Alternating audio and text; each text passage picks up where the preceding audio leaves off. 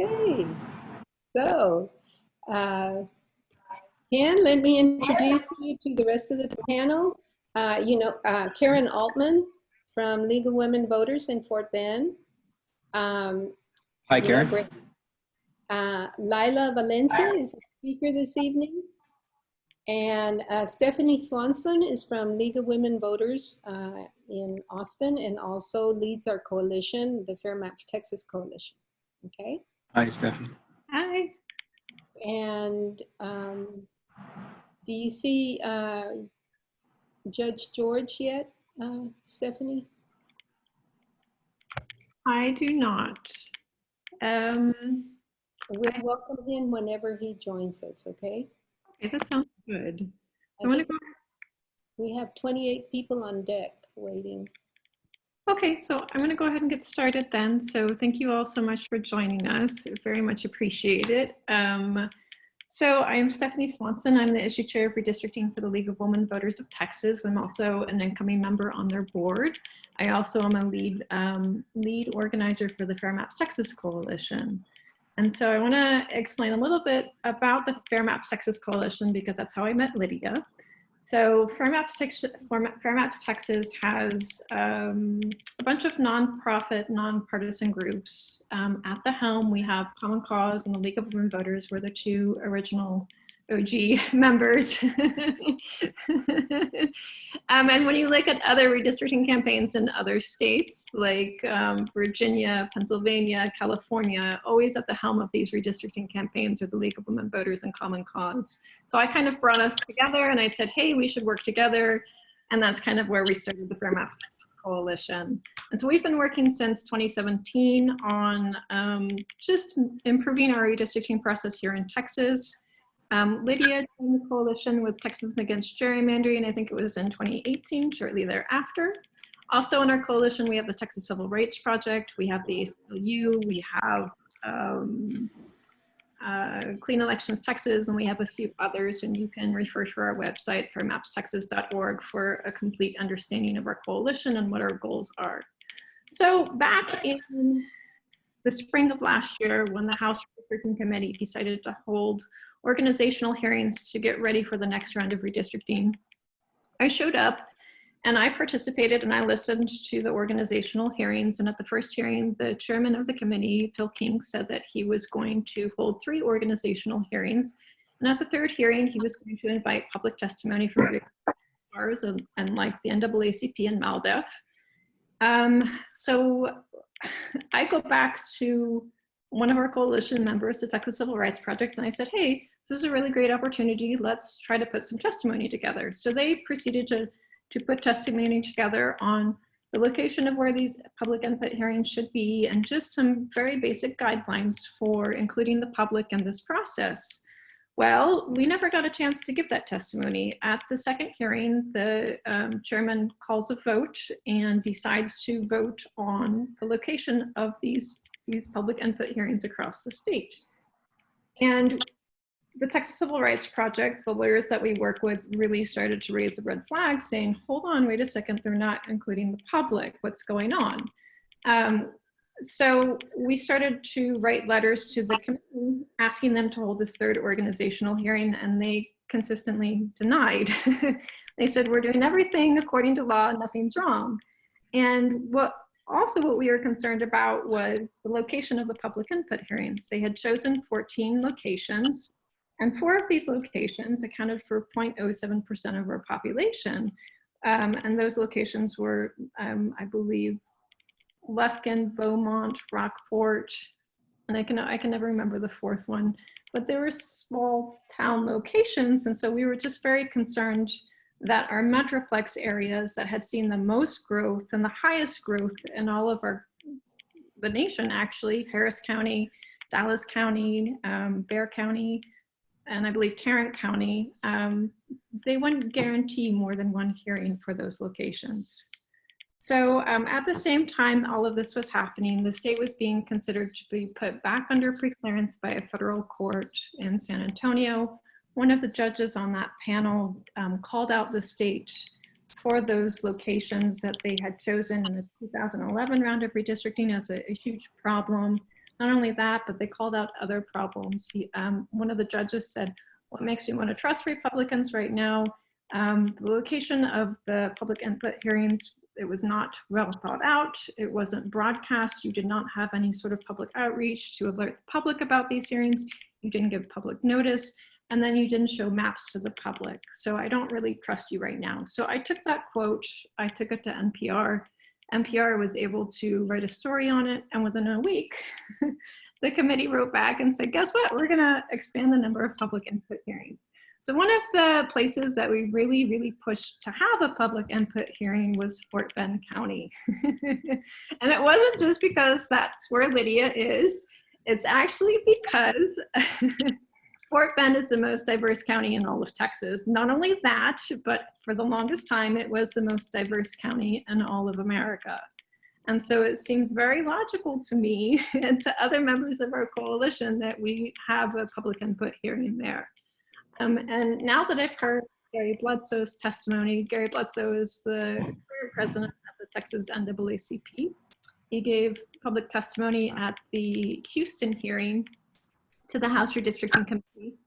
And he cited a lot of problems in 2011 with Fort Bend County. And so that was really another reason why I'm glad that we got this hearing now, or hopefully we get a hearing. I did want to make that announcement really quick, but before we pass it off, or before I pass it off, I should say, we are working to push the House committee and the Senate committee to develop some sort of contingency plan to still, I know they said they postponed the hearings, but we want to make sure that they hold to their word and they come back and they actually allow some sort of hearing, whether it be online, virtual, or in person at a later date. But we are not going to let them pass these hearings up, basically. So just wanted to let you guys know that we are working on pushing them to develop some sort of contingency plan right now. And we'll let you guys know what the result is when we get word from them. But with that, I'm going to pass it off to Lydia so she can introduce everyone. Thank you, Stephanie. It's a pleasure to be here with everyone today. We've looked forward to this occasion for many months now. Texans Against Gerrymandering, our location is in Katy, and we look to serve the 3 counties in our area, Fort Bend County, Waller County, and the western portion of Harris County. That is the makeup of our membership. And when we realized that Fort Bend was indeed going to have a hearing, we started looking at ways that we could prepare our community for going to the hearing and giving testimony in an intelligent and logical fashion. And one of the ways to do that is to understand what is going on in your community in terms of how it's growing, what its makeup is, that type of data is what is needed. So we have been working at getting this information out. Today, we have the pleasure of having a couple of guests with us right now. We have 2 of our commissioners in Fort Bend County here, and Karen is going to introduce you to them. Karen Altman from League of Women Voters.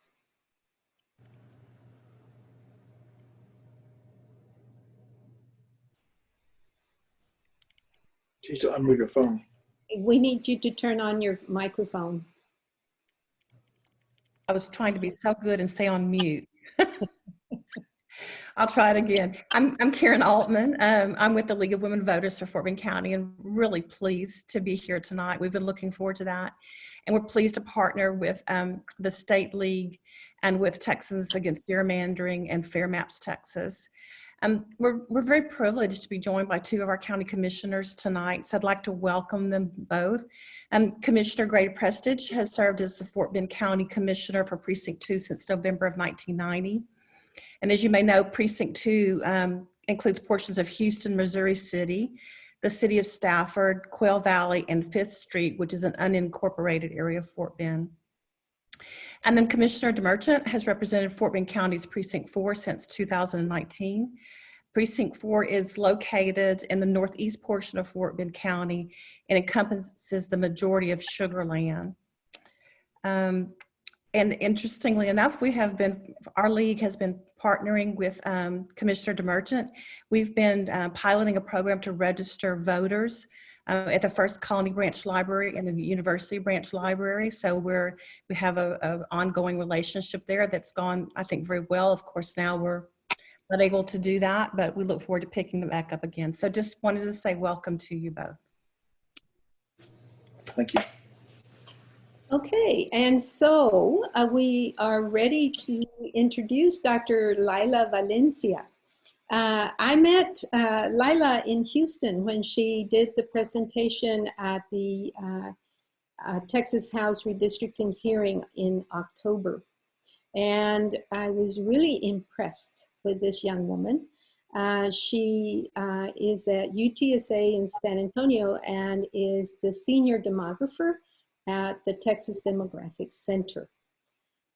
She also serves as the lead liaison for Texas to the U.S. Census Bureau's State Data Center Network. So she's a busy young woman right now at this time of the year, and we really appreciate her making the time to come to us and give us the information that she has. In addition to that, I learned an interesting thing about her yesterday at our TAG meeting.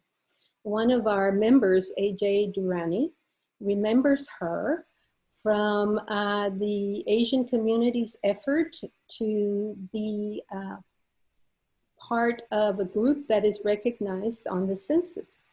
And he told us that Lila was instrumental in helping them get the legislation passed so that the Asian community was recognized as an entity in our country. So kudos to you, Lila, for taking that effort and initiative and helping the Asian community to make it a reality. I'm sure they're very grateful. So I could give you a list of all of her many degrees, including psychology, and the most impressive to me is applied demography, because that's something that is not really my strong point, and I depend on her to give us that information. So without further ado, I'm going to turn it over to Lila. Thank you, Lydia, and thank you for having me. Good evening, everyone. Yes, I saw AJ's name in the attendees, and yes, it was nice to see AJ's name, but I think he's giving me a little bit too much credit. I helped in trying to get our office to expand the list of race ethnic categories to in our projections. This was something we already had done, but there was pressure, as you can imagine, from the Asian community in parts of Texas, like Fort Bend County, that really wanted to make sure that they had separate set of projections that separated them from the other group where we used to clump them together in the state. And so it was just here in Texas, and it was really because we were being held accountable by the community, as it should be, right? We're a government office, and we're here to provide information like this to all of you. And so tonight I'm going to be presenting a set of slides, and I have already posted those to our website. So please feel free to go to our website and grab any of the information that you see that you find interesting. And so let me go ahead and share my screen so that we can get started.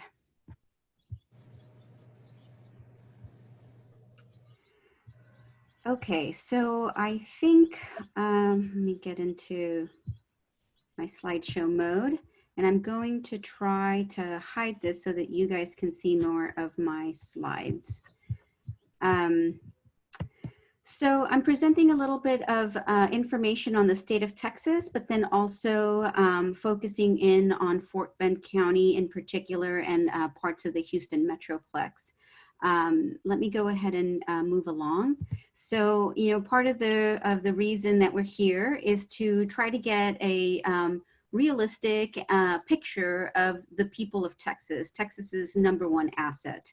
We're trying to understand who they are, where they are, what they look like, what their quality of life has been in the state in the past, and then also looking forward through our projections to understand what we can anticipate that the census, the decennial census will show us, and how accurately that reflects our actual state population.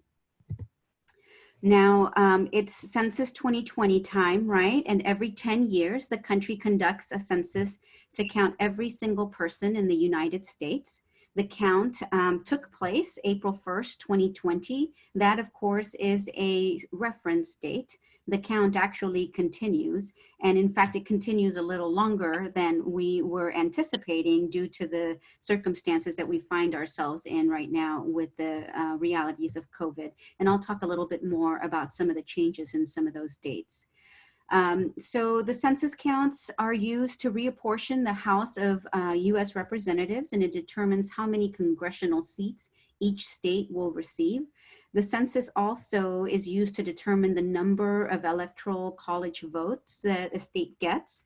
And then lastly, the census count is also used by state officials to redraw all sorts of congressional or all sorts of boundaries, including congressional and state legislative boundaries, but down to county commissioner boundaries, city council, school board, all of those. And the reason that we do that is to account for any population shifts in the makeup of the communities and really try to reflect those communities that are now there in the new census. And then I will add also that one of the main reasons that we also conduct the census is because it helps to allocate over $1.5 trillion of federal dollars in programs, including programs like CHIP and SNAP, so many emergency planning and healthcare programs that are critical right now during this time of COVID.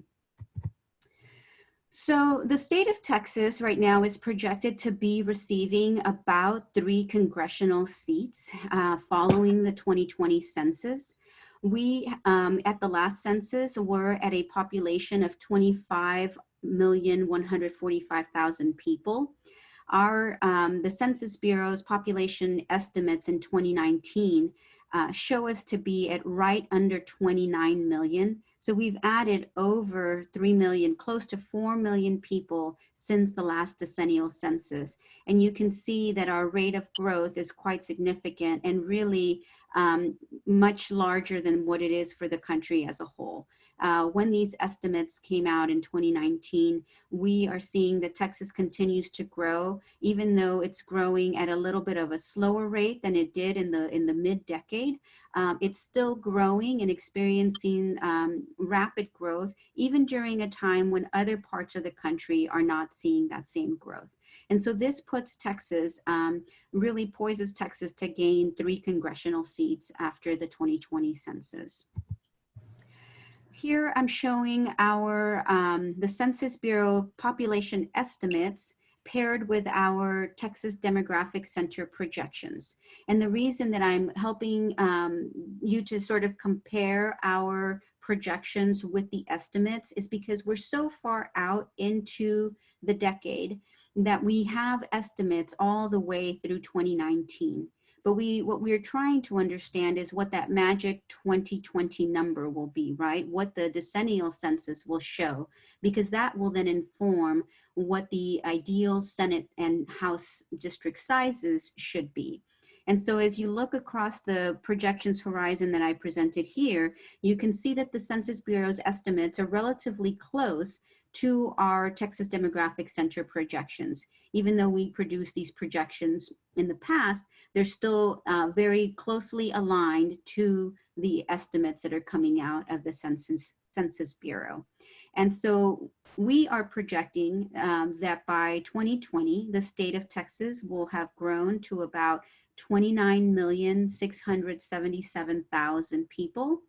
The Census Bureau's estimate are just a little bit below that. They are estimating the 2020 number, if we extrapolate from their estimates from 2010 through 2019, that the estimate would fall closer in line to 29.3 million or 29.36 million from the Census Bureau. Either way, that puts Senate districts right around 945,000 to 957,000 people in each Senate district, and about 195,000 or 197,000 in each House district in the state of Texas. So how is it that Texas is growing? And, you know, between 2018 and 2019, the state of Texas added over 367,000 people. That's about 1,000 people per day. We're growing both from what is called natural increase, or births minus deaths. And then about a little bit more than half in the last year is growth from net migration. And that's people moving into the state minus anybody moving out. But you'll see that a big proportion of that net migration comes from domestic migration, and that's people that are moving to the state of Texas from other states in the country. And then you see that about 18% of that growth is also driven through international migration. Now that's what's happening in Texas in this last year. But this slide here shows more of a historical perspective in the last decade. And so it's the same information. The blue bars are natural increase growth. The orange in the middle are international growth. And then the domestic migration are at the top in that burnt orange color. And so you can see that mid-decade was a very strong growth period for the state of Texas. We were adding close to 500,000 people in just that 1 year. About half of that growth came from natural increase, and then a big proportion of that came from domestic migration as well as international migration. As we go into the second part of the decade, we start to see that some of that growth starts to slow down, but we're still adding more people than any other state in the country. And so in that last year, in the last few years, you can see that domestic migration has started to slow down in 2016, 2017, and 2018. And really net migration was being bolstered by international migration. However, this last year, what we saw was a big shift where domestic migration saw a big increase and international migration experienced quite a significant drop. So right now, areas of the state that really rely on international migration for population growth are seeing those numbers dropping. And I'll show you what that looks like for Fort Bend County. But first, I'll show you how the population in Texas isn't quite geographically evenly distributed. It's mostly distributed in what we typically call the population triangle here in Texas, which of course is anchored by those main 5 big metropolitan areas, with Dallas-Fort Worth at the north, Fort Bend County, Harris County, Montgomery in the east, and then over to the west with the Bexar and Travis County in San Antonio and Austin.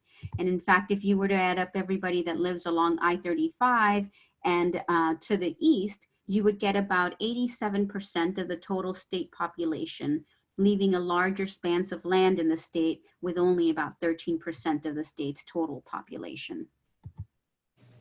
Here, what I'm showing you is a zoomed in picture of what the geographic distribution of the population looks like in the Houston metro area counties. And so in 2010, we were showing, right, that the Harris County was the big population center, followed by Fort Bend County, and then Montgomery, Liberty, Brazoria, and Galveston. In 2020, we are projecting that Harris County will continue to have the more population counts, but Fort Bend and Montgomery will be closer together and continue to drive growth in the metro area. Now, not all of the states or the counties in the state are adding population. In fact, all of the counties that you see here in red are projected to lose population between 2010 and 2020. But that loss of population and really slowing down of population growth is not something that's readily seen in the Houston metro area. In fact, you see all of the counties of Fort Bend, Harris, and Montgomery adding over 100,000 people, in each of them respectively, between 2010 and 2020. And then you can see here, this is a map that looks at rate of growth. So really it's an indication of how fast an area is growing in the state. And when we look at the state growth, it's about 15%. And so anything that is in that grayish color or that blue is growing faster than the state as a whole. And so you can see that Fort Bend and Montgomery County are growing twice as fast as the state as a whole, even though the state is also experiencing very significant growth.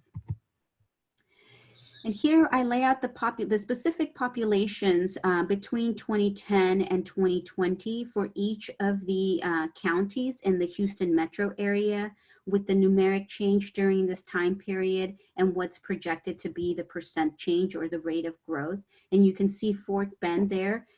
Second is the third row, and they are projected to increase by 255,000 people during that decade and grow at a rate of about 43%. So much faster than any of the other Houston metro counties. Here I'm presenting some data that we look at that's county to county flows. It looks to see how people are moving between counties.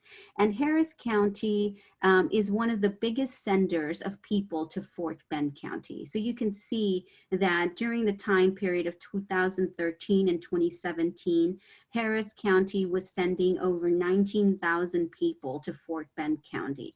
And there are flows, right? So they can go back and forth, but a net gain of 2,500 people can be seen during this time period from Harris County to Fort Bend County. We also see that international migration is a very significant part of the growth in Fort Bend County. And so we see these flows from countries in Asia and countries in South America also sending thousands of people during this time period to Fort Bend County. We don't have a net migration figure for that because we don't calculate people who move out of the country. We only have records for people who move into the country. And then you can also see that Brazoria County and Cook County in the state of Illinois, where Chicago is, are also big senders of population to Fort Bend County. And then you can also start to see where people who live in Fort Bend County are moving to. So where they are senders to. And you can see that Travis County, where I am here in Austin, is a recipient of people who move from Fort Bend County. The same for Galveston County and Brazos County. Now I'm going to share some projections for you that look at the state growth as well as Fort Bend County growth. And the way that we produce our population projections is that we keep, these are demographic process-based projections. So we look at the components of population growth. So the processes of births, deaths, and migration. And the most difficult component to model really for projections is migration. Migration can be very volatile. And in fact, we anticipate some big shifts in our migration data when we start to look at data that look at this time period where people are sheltering in place and migration is essentially coming to a standstill. But what we do to sort of account for that volatility is we produce different scenarios of migration rates, and then we apply those to our projections. And so the model that we are looking at right now looks at migration rates between 2010 and 2015. So this is a migration period, as you'll recall from the components of population change chart, that was a very high growth period right at mid-decade, we were seeing a lot of growth from both domestic migration as well as international migration. And those projections have us at about 29.7 million population by 2020.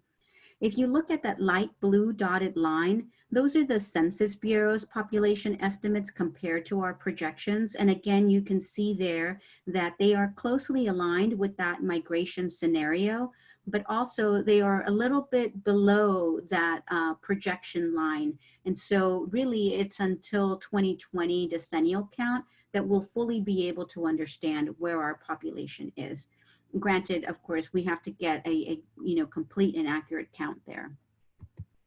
Now, the major drivers of these population projections growth can be seen in the Hispanic population. And so here we're presenting our population projections by race and ethnicity between 2010 and out to 2020.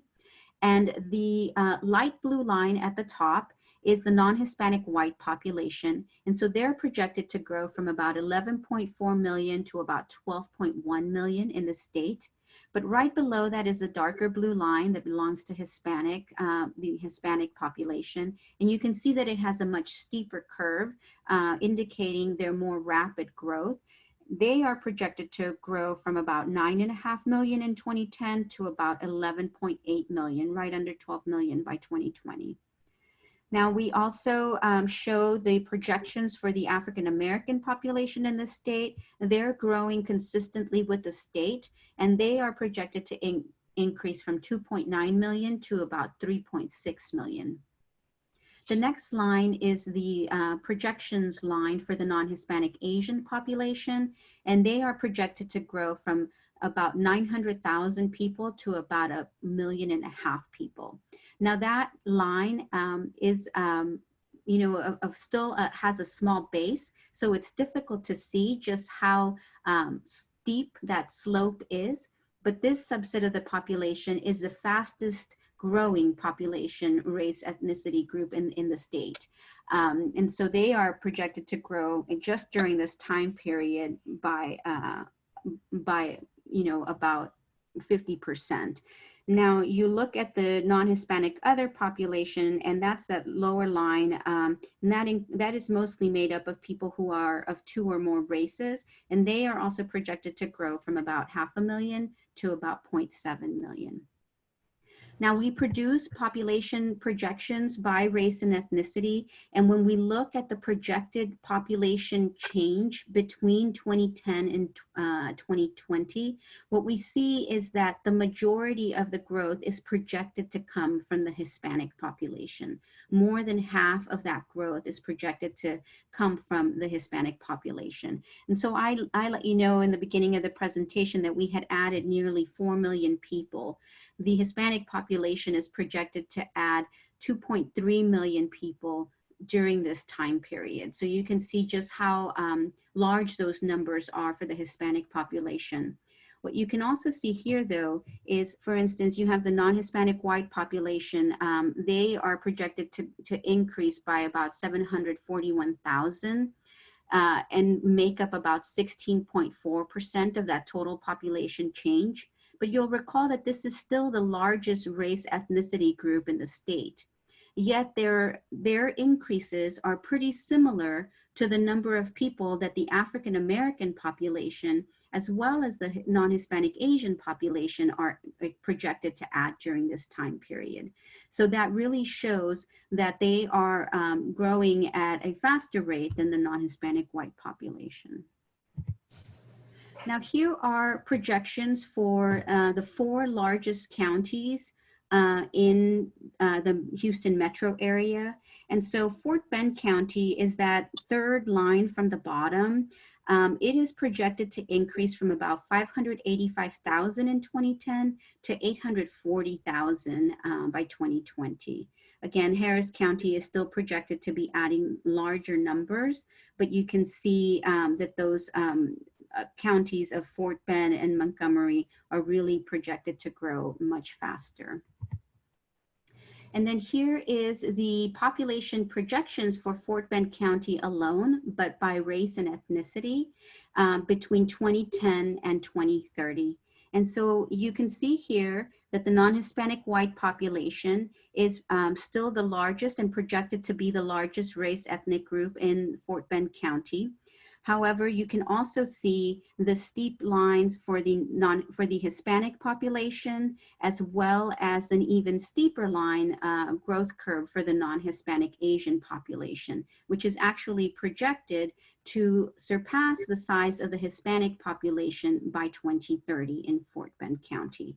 And then the African American population continues to grow as well, fairly steadily, but they are projected to become the fourth largest group in Fort Bend County. And lastly, the non-Hispanic other population is also projected to see some growth. When we look at that total population change that we are projecting for 2010 to 2020, and we can look specifically there at Fort Bend County, we can see that there is one group that is sort of dominating part of that population change, but you can see that it's fairly even with the other race ethnicity groups, which is a distinction of Fort Bend County. So for instance, the non-Hispanic Asian population is projected to make up about 29.6% of that total population growth between 2010 and 2020.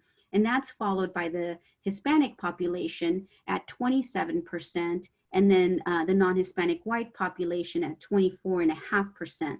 But you can see in other counties that there is usually just one race ethnicity group that really dominates the total growth seen or projected to be seen during this time period. But Fort Bend is unique in that all of these groups are projected to be adding and making up a big, or contributing equally to this growth that we are projecting out to 2020. Now, I'm going to end with just reviewing some of the important redistricting dates. Apportionment files are constitutionally mandated to be sent to the President's office no later than December 31st of 2020. Right now, the Census Bureau has been asking for an extension of these constitutionally mandated dates. The apportionment file is estimated to be available given delays that the Census Bureau feels are necessary to accurately count the population out to April 30th of 2021. The redistricting file, or the Public Law 94-171 file, that file is typically received by governors of states no later than April 1st of 2021.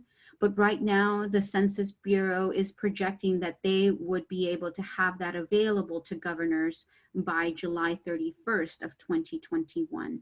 Again, these are proposed dates and extensions that the Census Bureau is asking for congressional approval of. And what stems a lot of this is the response rates for this decennial census. Given the shelter-in-place orders, many of the work that a lot of people around the state and around the country were going to be doing to increase response and motivate people to respond to the 2020 census have really been put on hold. And so they are estimating that they need additional time to be able to get a more accurate count. Now, that PL 94-171 is released to the states in groups of 8 per week. And so even though that July 31st, 2021 date is what the final date is projected to be, or that the Census Bureau is requesting it be, that could still mean that if this is approved by Congress, that Texas could still get that file earlier in that time period. But they would not get this any earlier than April 30th of 2021, which is when the apportionment file would be sent to the President. The PL 94-171 file includes data on race, ethnicity, 18 years and older, occupancy state of housing, so whether a housing unit is occupied or vacant, group quarters by type of group quarters, so if it's an area with a prison, if it's an area with a university dormitory or university housing, and all of these data are made available on the Census Bureau's website.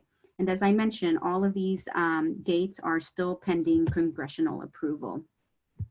So how is Fort Bend doing in terms of 2020 census self-response?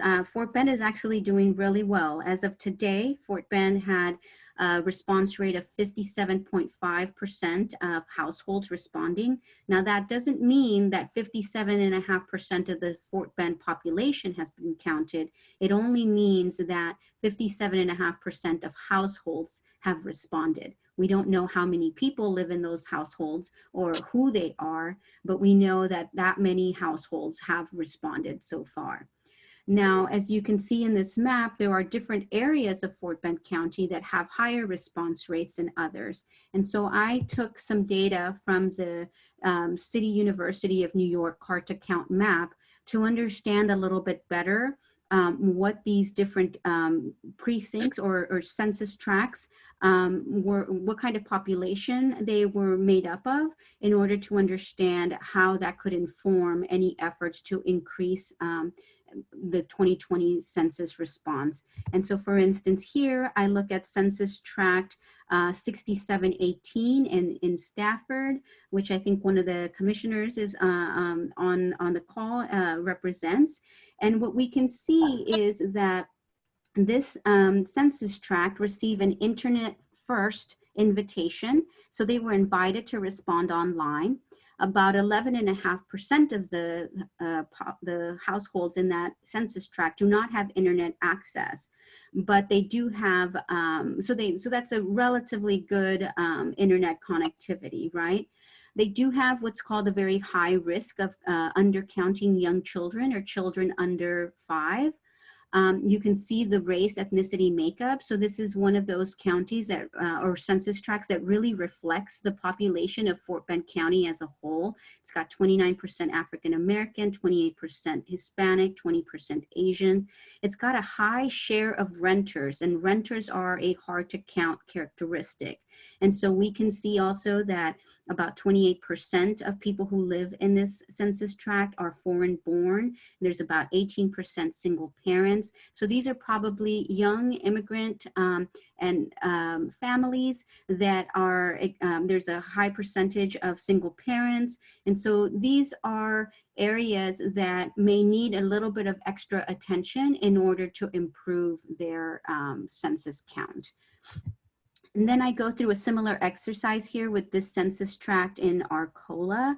And we can see here that this has a much higher African American population and a 42% Hispanic population. Less renters in this area, but we can see that even though they got an internet first invitation, 23% of the population there only has a cellular data plan. That's the only internet access they have available. So this could be an area that might well benefit from maybe a text messaging effort that partners in the area increasing decennial count could consider. And then here is a census tract in Rosenberg that is much more higher Hispanic. It's about 56% Hispanic. They have a higher rate of not having access to internet.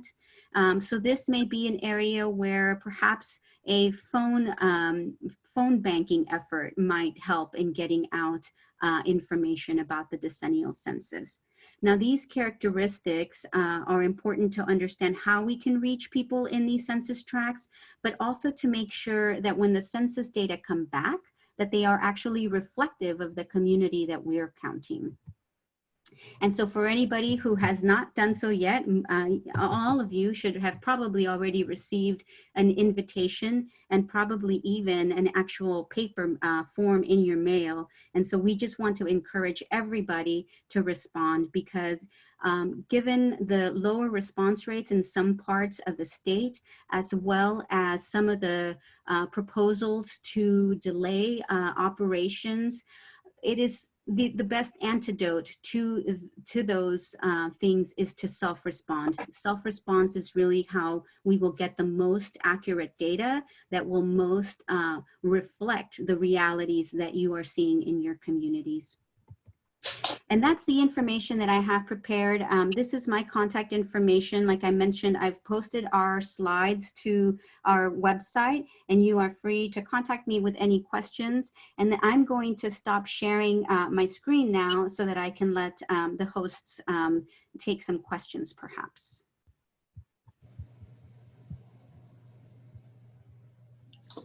Okay, before we go on to the question and answer period, KP, welcome. You need to turn your microphone on.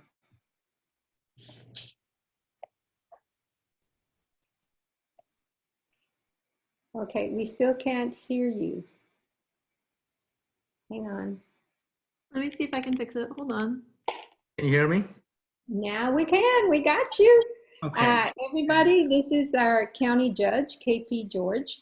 I just want to say a few things about KP. When we first started this endeavor to bring this information to our community, we knew that it would be instrumental to have some of our elected officials informed about what we were trying to do and try to gather their support. So we met with KP as well as the 4 commissioners in our court, and happy to report that they listened attentively and they said they would do whatever they could. And KP really said that this was one of the things that he was passionate about. So KP, you want to give us a few minutes of your thoughts? Yeah, first of all, I appreciate that said Lila. Yes. Lila. Lila, thank you for that wonderful presentation. And I hope you said you're going to be posting that presentation, that slides on your website. Yes, that's correct.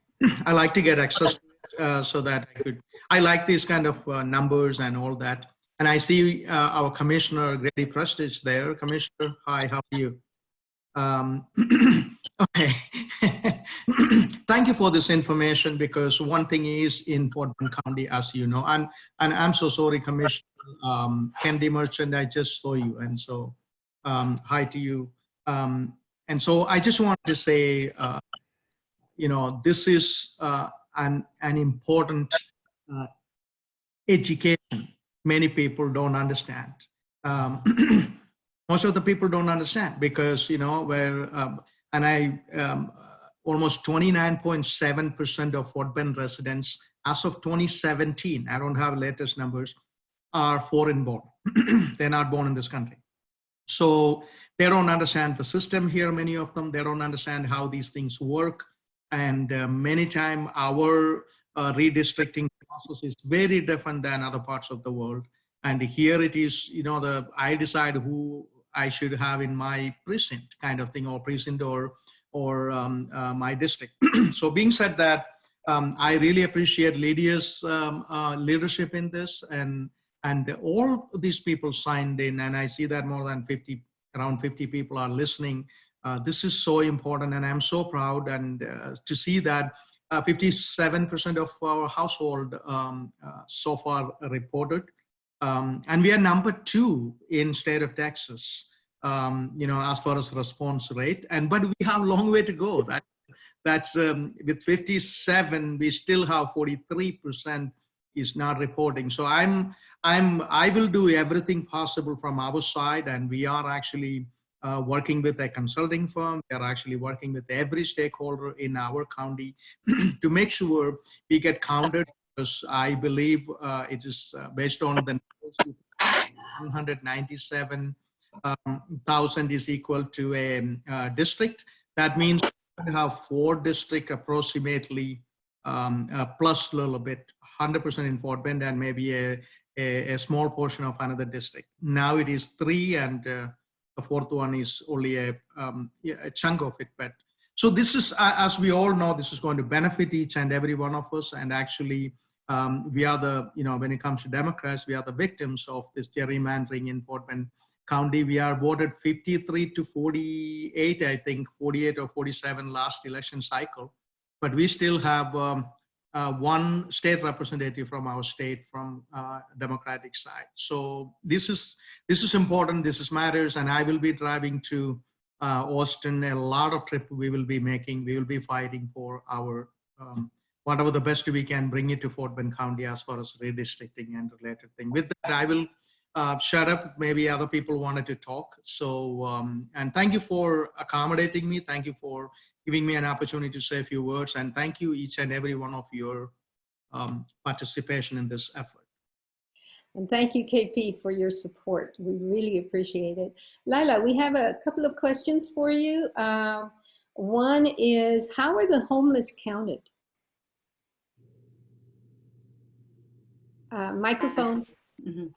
Yes, so the homeless population they're actually counted in a couple of ways. So they're part of what's called the group quarters enumeration, but they can take place in a way where the Census Bureau gets information from shelters for the people that are in the shelters, and then they get information from local communities about where a lot of camps, homeless camps are around the cities and the communities, and then they go out and do an in-person enumeration of this population. This is one of those operations that has been delayed because of COVID, and so it won't be taking place until probably midsummer right now if these delays are put in place. A lot of the Census Bureau operation delays, they're permissible, right? The Census Bureau gets to determine what timeline they have or they need to produce this work. And so that enumeration probably will not be taking place until about midsummer. Okay, and then the other question, I'm not sure Lila can answer, but it's about what happens if the data doesn't get to the legislature until July and redistricting in Texas. Yeah, and there may be somebody on the panel that may be better able to respond to that. But my understanding is that in terms of congressional redistricting, that sort of redistricting could take place during a special session. But because of Texas Constitution, there is some room for interpretation as to whether the legislative redistricting could take place in a special session, because basically it says that redistricting has to take place during when the Census Bureau's data are first published, and there's room for interpretation as to what that means, right? And then during that next regular session. So once the Census Bureau's data are published, and then the regular session that comes is when those are supposed to be done. And so that kind of leaves it up for interpretation whether, they could get it done during a special session that's put in place for redistricting, or if they would have to wait until later, or if what's called the legislative redistricting panel, which is a 5-member panel put together by the Lieutenant Governor and the Speaker of the House, would be the ones to redraw those districts. And like I said, there may be somebody on the panel that has more information on that. I think you covered what everybody knows at this point. No, I'm going to chime in. Up in the air. Stephanie may have some more to add to that. I'm going to add in, not my interpretation, but Michael Lee's interpretation. Michael Lee is from the Brennan Center of Justice. And so there was a lot of speculation last week about the timeline and what was going to happen if the census data is indeed delayed. And so I was waiting for one of these constitutional law scholars to chime in, and he did finally in a Statesman article. At any rate, what his take on the situation is if that data is truly delivered after the legislative session, then what would have to happen is a special session for both the state legislative and congressional districts would have to be called in order for the legislator to uphold the one person, one vote ruling. That ruling dictated that, yes, you have to have both equal districts, but not only that, you have to do redistricting on a regular basis, and that regular basis, they kind of somewhat tied to the census, so every 10 years. So if the legislator fails to redistrict by the end of the legislative session, the governor would have to call a special session for both the state legislative and the congressional districts. Not only that, but because of the way our Constitution has outlined our redistricting here in Texas, as Lila has mentioned, that redistricting process has to go during the first legislative session after census data is delivered. So not only would we redistrict in 2021 during that special session, but the legislator would also have to redistrict again in 2023. And that's what Michael Lee's take on the situation was. Okay, another question regarding the census, Lila, is when is the actual last day that people can respond to the census? Sure. So originally, the last day to respond was supposed to be July 31st. When the COVID situation sort of really took a hold in the country, the Census Bureau immediately delayed those operations by 2 weeks. And so they pushed that to August 14th. They are now pushing it to October 31st of 2020. And so that really means that there is a lot more time for them to do what's called update leave. There's a lot of parts of the state and the country that have very highly rural areas or very disconnected areas, whether they're in the middle of more urbanized areas, but disconnected in terms of internet access and mail service. So imagine places like colonias in South Texas along the border, and then places in West Texas where there's not a lot of access to broadband or access to reliable phone service. So that update leave enumeration is something where Census Bureau staff actually go deliver a packet, and all of that population has not received a census form, and they will not be able to receive one until mid-summer. They'll start about July and go through October 31st. Same thing with what's called non-response follow-up. So in 2010, Texas had about a non-response or a response rate of about 64%. And that didn't mean that only 64% of the state participated in the census. The Census Bureau then went out to those places that had not responded to try to enumerate them in place. And so that part of the operation has also been delayed. But now all of those processes will go through October 31st. And so then that means that you have essentially until October 31st to self-respond as well. But it is so critical that people respond now to really obviate the need for non-response follow-up, because it's the most expensive way for the Census Bureau to get this count, and it really makes the data less accurate. Right now, we know exactly where we were April 1st, and so we can say who was living with us, how old we all were, you know, everything that was taking place during that time is fresh in our minds, and so it's much more accurate data and will reflect the reality of our communities if we respond now. And I would think that it's also with the pandemic that we really don't know when people are going to be able to go out and right. people person to person, right? Another question is, would you please explain what the Texas Demographic Center is and its relationship to the legislature and redistricting? Sure. So basically, the Texas Demographic Center is the support staff of the state demographer. The state demographer in Texas is a governor-appointed position. They are usually affiliated with a public university. So in the state of Texas, we are affiliated with the University of Texas at San Antonio. We haven't had too many state demographers. The first state demographer was Steve Murdoch. And he went on to serve as director of the U.S. Census Bureau for a brief period. And now our state demographer is Dr. Lloyd Potter.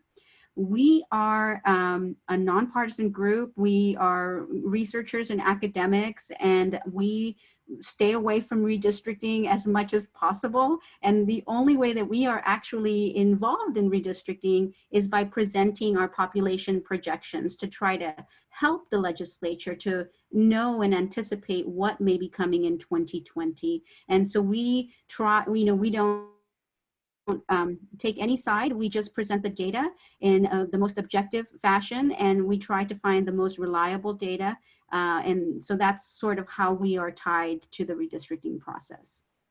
And another question that may sound a little bit funny, but I think it's a legitimate question.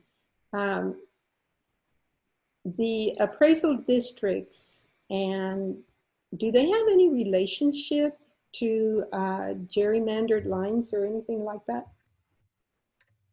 Oh, I don't know if that's something that I would be able to answer.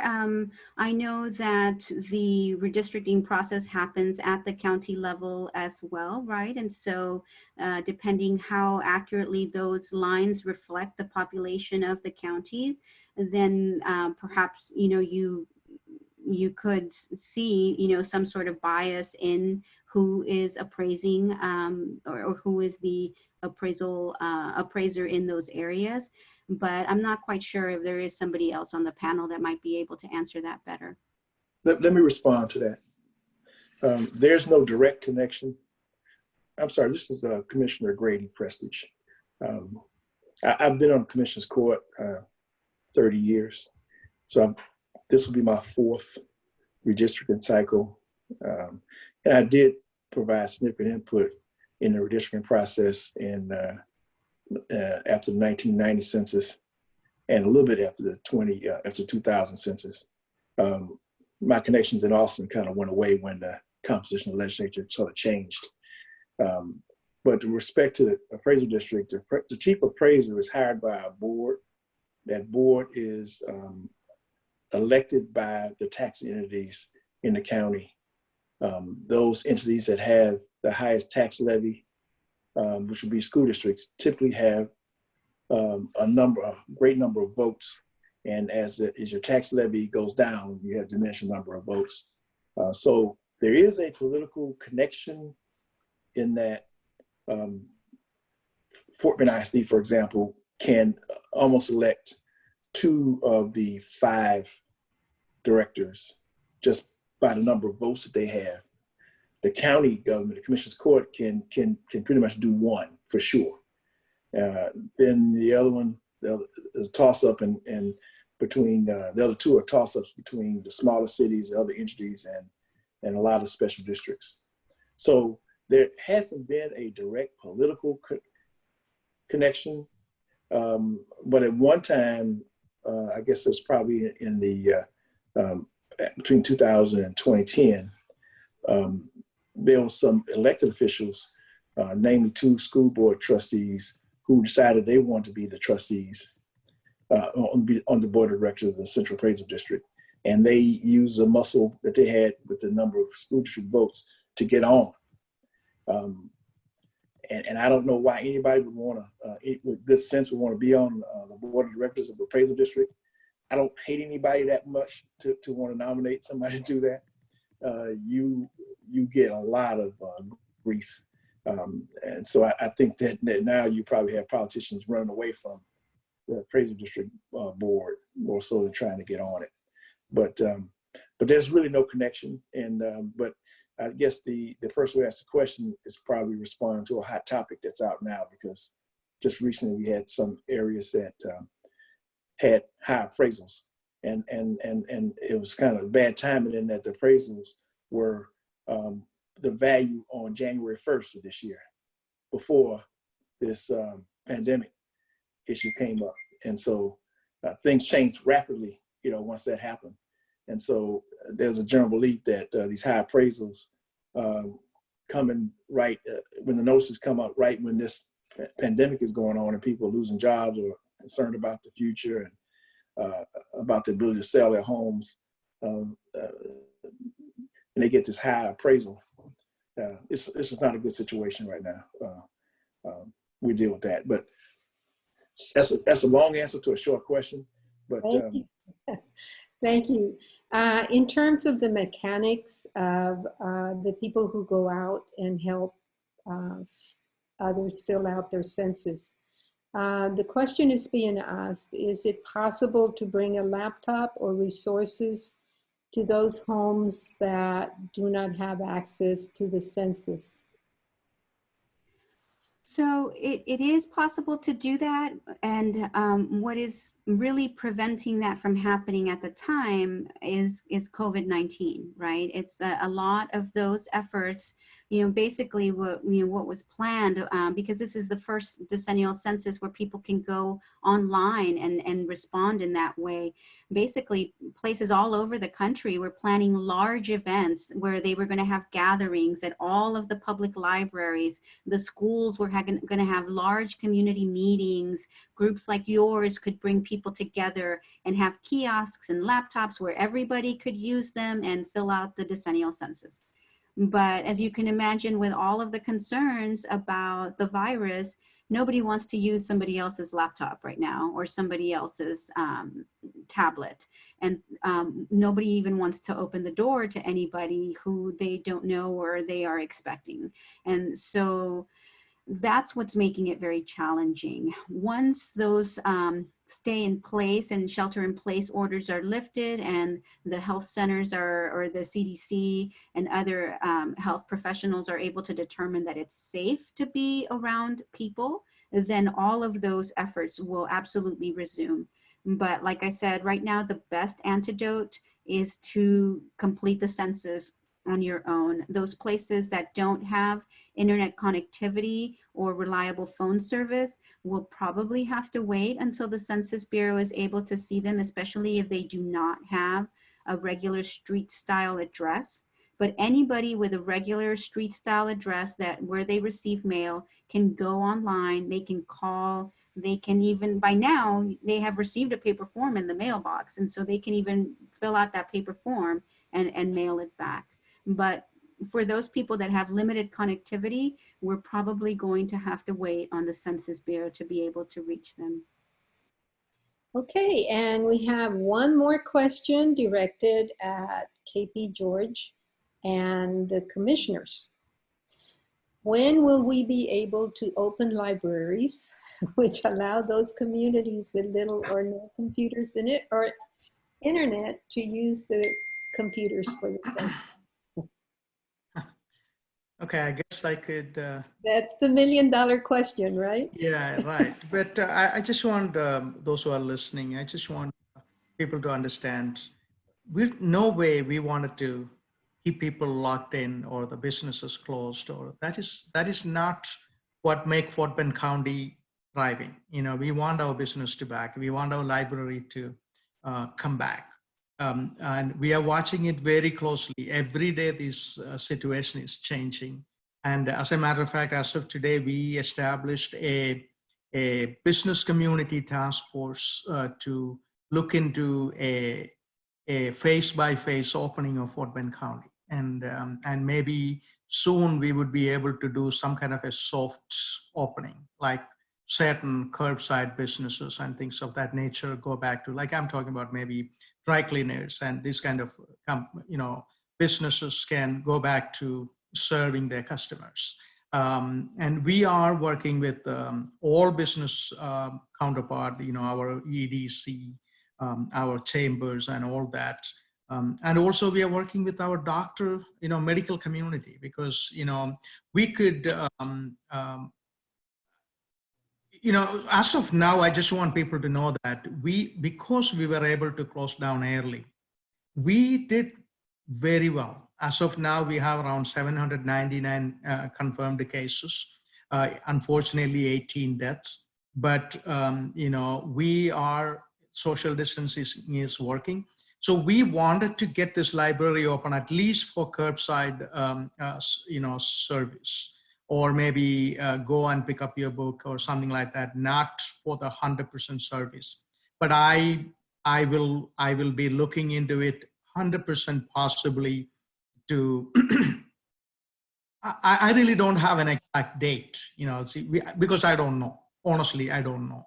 So, but my promise to our citizens, as soon as it is possible, it could be next week or week after, we will have some kind of a soft opening. That's what we call, so that, I know that, libraries, a lot of resources closed up, sitting there. So the best answer is we will be working to open it up next maybe couple of weeks. But we will announce, follow us on our social media and other places. We will announce everything on a regular basis so that you will hear from us soon. Yeah, that's a man who can take the tough questions, huh? And answer them with a lot of compassion and factual knowledge. So thank you, KP. I want to remind everybody that this webinar is part of a series that we have been holding. The larger portion of our series is on Wednesday evenings at 7 o'clock. Stephanie came up with the idea of having these fireside chats. You're welcome to come to our Facebook pages, either Fair Maps Texas or Texas Against Gerrymandering or League of Women Voters Fort Bend to get the calendars. Our next, this coming Wednesday, our topic is communities of interest and how to draw them using a mapping tool called Representable. Stephanie, do you want to say anything else about that? The tools from the Princeton Gerrymandering Project, they were actually supposed to come down here at the end of March for a series of training events to use the tool. And we haven't, of course, been able to hold those events. So we've moved them online. So please join us on Wednesday. We're going to walk you through and give you an example community of interest to draw.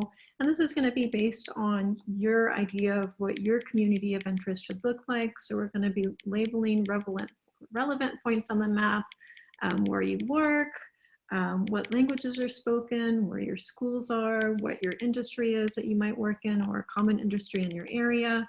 So we're going to try to identify that on a map, and this is going to be a ground up version of making your own district maps, basically. So the end goal is to combine these community of interest maps to start piecing together these larger communities of interest that we want to, preserve in our district maps. So we have a cohesive voice of representation.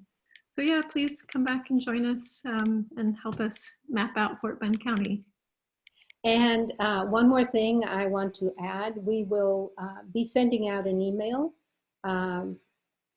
with the link to this recording so that you can see it. We will also be posting it to our Facebook pages and to YouTube, right, Stephanie? So that it's available for you, and we'll include a link for you to register for Wednesday's webinar this week.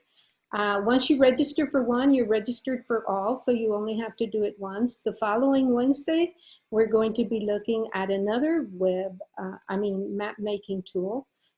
So we're having fun with this, folks. Come join us. Anybody else have anything else to say before we say good night and goodbye to everybody? Thank you. If not, thank you all so much for attending, and spread the word. Thanks. Oh, we will. Thank you. Bye. Thank you, everyone.